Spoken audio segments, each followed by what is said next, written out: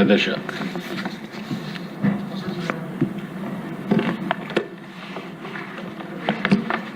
రామానాయుడు గారు చాలా డీటెయిల్డ్గా కూడా చెప్పారు. ఈ సబ్జెక్ట్ పైన ఈ ప్రభుత్వానికి ఉండే కమిట్మెంట్ చెప్పడానికి మాత్రం నేను రీఎన్ఫోర్స్ చేస్తున్నా. సమగ్రంగా వారు ఎక్స్ప్లెయిన్ చేయడం జరిగింది. 2047 అధ్యక్ష, స్వర్ణాంధ్రప్రదేశ్ విజన్లో ఒక ప్రిన్సిపల్ వచ్చి 10 ప్రిన్సిపల్స్ పెట్టుకుంటే అందులో ఒక ప్రిన్సిపల్ వాటర్ సెక్యూరిటీ. వాటర్ అనేది చాలా ఎసెన్షియల్. ఇంతవరకు మనం చూసాం, దేశాల మధ్య యుద్ధాలు జరిగాయి, రాష్ట్రాల మధ్య విభేదాలు వచ్చాయి, జిల్లాల మధ్య కూడా గొడవలు వచ్చాయి. అదే మరిగా ఫైనల్గా మనం చూస్తే కాలువలో ఉండే రైతాంగం కూడా గొడవపడే పరిస్థితి వస్తుంది. ఇంకొక పక్క ఎక్కడైతే ఇండస్ట్రీ రావాలన్నా, తాగేదానికి సురక్షితమైన వాటర్ ఇవ్వాలన్నా మనం వాటర్ మీద శ్రద్ధ పెట్టాల్సిన అవసరం ఉంది. అందుకే అధ్యక్ష, ఈ ప్రభుత్వంలో ఒకసారి చూస్తే గోదావరి పుష్కరాలు ఫస్ట్ టైం నేను సమైక్య ఆంధ్రప్రదేశ్లో ముఖ్యమంత్రిగా ఉన్నప్పుడు గోదావరి పుష్కరాలు తీసుకొచ్చాను.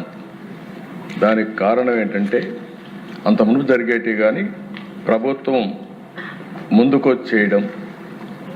దానికి కారణం మనం ప్రకృతిని ఆరాధిస్తాం, నీటిని పూజిస్తాం. ఎక్కడ చూసినా గంగమ్మ తల్లిని మనం పూజలు చేసే సంస్కృతి ఉండే దేశం ఇది. అందుకే నేను ఆ రోజు దేశం ఒకసారి అదృష్టం కూడా 2 పుష్కరాలు కండక్ట్ చేశాను. మళ్ళీ నెక్స్ట్ ఇయర్కి గోదావరి పుష్కరాలు కండక్ట్ చేసే పరిస్థితి వస్తున్న 3వసారి. ఆ నెక్స్ట్ ఇయర్ చూస్తే కృష్ణా పుష్కరాలు, అది కూడా 3వసారి కృష్ణా పుష్కరాలు కూడా ఈ ప్రభుత్వ ఆధ్వర్యంలో నిర్వహించే పరిస్థితికి వస్తుంది. ఒక విధంగా ఆలోచిస్తే ఇది ఒక అదృష్టం కూడా అని చెప్పి నేను మీకు తెలియజేస్తున్నా. అయితే అధ్యక్ష, ఇది అనునిత్యం జరగాలనే ఉద్దేశంతో మీరు ఒకసారి చూస్తే గోదావరికి అఖండ హారతి ఇచ్చాం. 365 రోజులు చేయాలనేది నా ఉద్దేశం. కృష్ణాకి పవిత్ర హారతి ఇచ్చాం. ఈ విధంగా నదుల్ని మనం పూజించితే తద్వారా ఒక బాధ్యత పెరుగుతుంది. అదే మరిగా వాటర్ సెక్యూరిటీ ఆటోమేటిక్గా వస్తున్న ఉద్దేశంతో మనం పెట్టుకున్నాం. ఈరోజు అధ్యక్ష, ఈ ప్రభుత్వం చాలా స్పష్టంగా ఉన్నాం. నదుల అనుసంధానం చేసి, ఎందుకంటే మనం లోయర్ రైపేరియన్ స్టేట్, ఇప్పుడే మంత్రి గారు చెప్పారు, గోదావరి 40 సంవత్సరాలు ఆవరేజ్ నీళ్లు తీసుకుంటే 3000 టీఎంసీ సముద్రం లేకపోయినాయి. అదే మరి కృష్ణ పైన ప్రాజెక్టులు కట్టారు, ఎప్పుడన్నా వరద వస్తే మనకు వస్తుంది. అలాంటి సందర్భాలు కూడా మనం ఫేస్ చేస్తున్నాం. ఈ 2 రివర్సే కాకుండా వంశధార దగ్గర నుంచి పెన్నా వరకు మనం కానీ నదుల అనుసంధానం చేసుకోగలిగితే, ఇంట్రా రివర్ చేయగలిగితే, దీనివల్ల మనకు సమస్య చాలా వరకు పరిష్కారం అవుతుంది.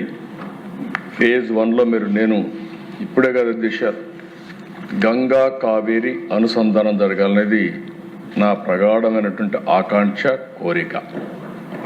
ఒక్కసారి ఏదైతే ఈరోజు దేశంలో ఒక చిన్న ఆలోచనతో మొదలుపెట్టినటువంటి నేషనల్ హైవేస్, అది first proof of concept Nellore to Chennai 4 సంవత్సరాలు 5 సంవత్సరాల్లో గోల్డెన్ క్వాడ్రిలేటరల్ రోడ్ వచ్చింది. ఈరోజు ఏ జిల్లాకు కావాలన్నా అలాంటి రోడ్లు వచ్చాయంటే ఒక ఆలోచన, నిధుల కొరత కాదు, ఒక పబ్లిక్ పాలసీ ద్వారా వండర్ చేసే పరిస్థితి వస్తుంది. జరిగింది. అదే మరి వాజ్పేయి గారి పీరియడ్లో గంగా కావేరి సాధ్య అసాధ్యాలన్నీ కూడా చేయడం కోసం సురేష్ ప్రభు గారి నాయకత్వంలో ఆ రోజే ఒక టాస్క్ ఫోర్స్ కూడా కాన్స్టిట్యూట్ చేసే పరిస్థితికి వచ్చాం. అయితే తర్వాత వచ్చిన గవర్నమెంట్ చేసే పరిస్థితి రాలేదు, ముందుకు పోలేదు. ప్రధానమంత్రి గారితో మాట్లాడినప్పుడు వారు ఒక మాట అన్నారు, ఇంట్రా రివర్ అంటే మీ రాష్ట్రంలో ఉండే రివర్స్ అన్నీ మీరు అనుసంధానం చేయండి, ఫైనల్గా జాతీయ స్థాయిలో కూడా మనం లింక్ చేసుకోవడానికి ఈజీగా ఉంటుందని చెప్పారు. అదే స్ఫూర్తితో పనిచేస్తున్నాం. నేను ఒకటే మీ అందరికీ హామీ ఇస్తున్నా, నదుల అనుసంధానం చేసి తెలుగు తల్లికి జలహారతి ఇచ్చే బాధ్యత ఈ ప్రభుత్వం తీసుకుంటామని తెలియజేస్తున్నాను. అందుకే అధ్యక్ష 14-19 68,000 కోట్ల రూపాయలు ఖర్చు పెట్టాం. ఇప్పుడు మళ్ళీ మీరు ఒకసారి ఆలోచిస్తే ఇప్పటికే ఒక 20,000 కోట్ల దగ్గర ఖర్చు పెట్టే పరిస్థితికి వచ్చాం. హంద్రి నీవా 738 కిలోమీటర్లు అన్ని లిఫ్ట్లన్నీ కూడా వెడల్పు చేసి అక్కడి నుంచి కుప్పంలో పరమ సముద్రం లాస్ట్లో ఉండే చెరువు కూడా నీళ్ళు ఇవ్వగలిగాం. మడకసరికి ఇవ్వగలిగాం. నిన్నే అనంత హిందూపూర్ నేను రివ్యూ చేస్తే ఈ సంవత్సరం హిందూపూర్లో వర్షం తక్కువ పడింది, కానీ కాస్తో కోస్తో నీళ్లు ఇవ్వగలిగామంటే ఆ ప్రాజెక్ట్ వల్ల ఇవ్వగలిగాం. దీనికి శ్రీకారం చుట్టిన వ్యక్తి నందమూరి తారక రామారావు గారు అని చెప్పి ఎప్పుడు కూడా మంచిని మనం ఎప్పుడు గుర్తుపెట్టుకోవాలి దిశ. ఈరోజు కాటన్ ఈ దేశస్థుడు కాదు, బ్రిటిష్ పాలనలో ఇక్కడికి వచ్చాడు. కానీ ఆయన చేసిన పనేంటి? ఆ రోజు గుర్రం మీద తిరిగి ధవళేశ్వరం ఇక్కడ బ్యారేజ్ ఇవన్నీ కడితే, ఈరోజు గోదావరి జిల్లాకు పోతే ఎవరిని గుర్తుపెట్టుకున్నా పెట్టుకోకపోయినా కాటన్ మాత్రం గుర్తుపెట్టుకొని ఎక్కడ చూసినా విగ్రహాలు పెట్టి పూజిస్తున్నారు. అది ఆయన చూపించిన స్ఫూర్తి.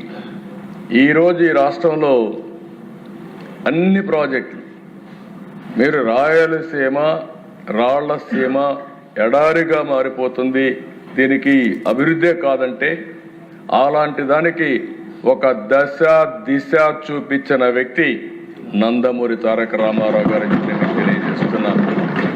మనం మాట్లాడే హంద్రి నీవా, నగరి గాలేరు, తెలుగు గంగ.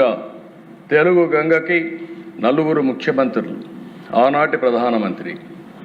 తమిళనాడుకి చెన్నైకి నీళ్లు ఇవ్వాలంటే ఎన్టీ రామారావు గారి కమిట్మెంట్ మీరు చూస్తే చెన్నైకి నీళ్లు ఇవ్వాలి, నేను కూడా ఒప్పుకుంటా.